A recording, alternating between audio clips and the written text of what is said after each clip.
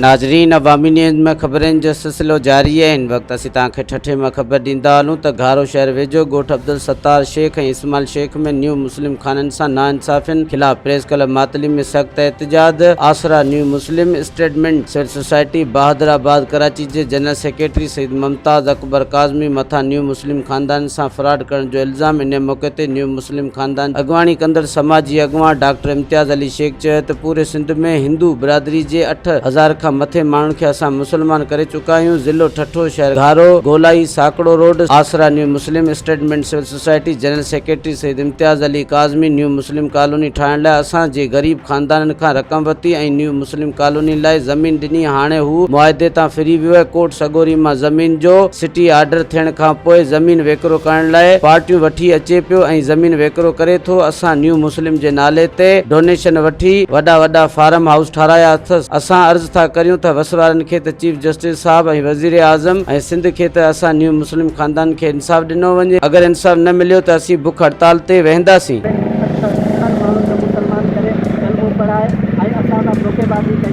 असांखे 2 एकड़ ज़मीन पंहिंजी जेका पैसनि एवज़ असांखे ॾिनी।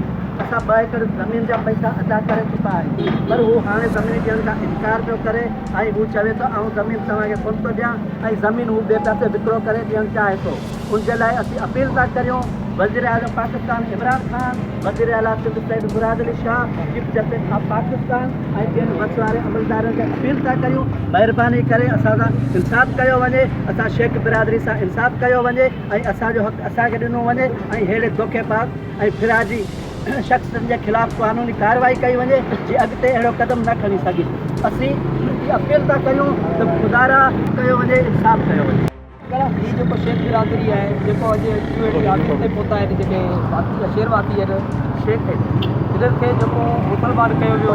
सैयद मुमताज़ काज़मी जेको घारे जो रहवासी आहे, उनखे 2 एकड़ ज़मीन ॾिनी जेको उनखे बेघर करे छॾियो आहे। असांजो इहो मुतालबो आहे ऐं क़ौमी अवामी तहरीक तरफ़ां असां भरपूर हिमायत करियूं था ऐं भरपूर साथ ॾींदासीं ऐं हिन शेख बिरादरी सां इंसाफ़ कयो वञे ऐं सैयद काज़मी खे बर्दाश्त। मज़ीद खबरों और तफसीलात के लिए विजिट करें हमारी वेबसाइट www.awamiNewsHD.com।